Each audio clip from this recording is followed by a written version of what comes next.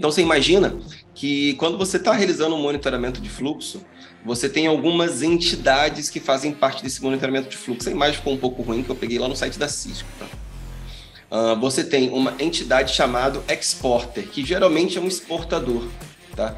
Que são o quê? São os roteadores, são os switches, são os servidores Windows, os servidores Linux, né? Os bancos de dados, que vocês precisam coletar amostragem de alteração de banco de dados, é possível também, e afins. E nós temos aí a figura do coletador. Esse camarada, esse coletador é o cara que a gente vai trabalhar, que é justamente o nosso Linux, o nosso Debian, que é aí, nesse caso, o nosso Elasticsearch, o nosso FastNashMon, o nosso NF100, tem o NTOP, que é um open source também, tem o PRTG, que é pago, mas tem a versão free também, que funciona ali mais ou menos, né, até onde ela se propõe a resolver o problema na versão free, tá?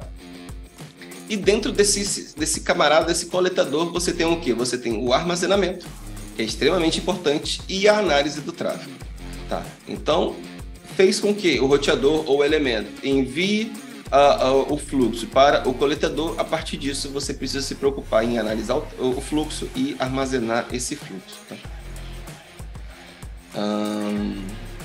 Beleza, então, deixa eu tirar só minha câmera daqui, você está me atrapalhando.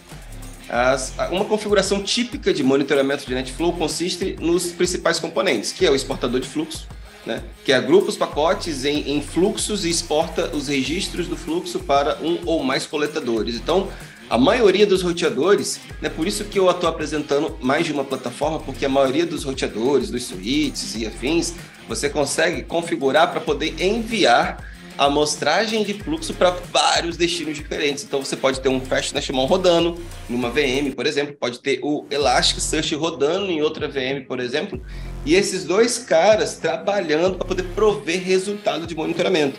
Um fazendo análise de segurança, o FastNashMon, e o outro fazendo análise de fluxo de rede, que é o Elastic, por exemplo. Tá? Então, são duas ferramentas que trabalham muito bem em conjunto. Tá?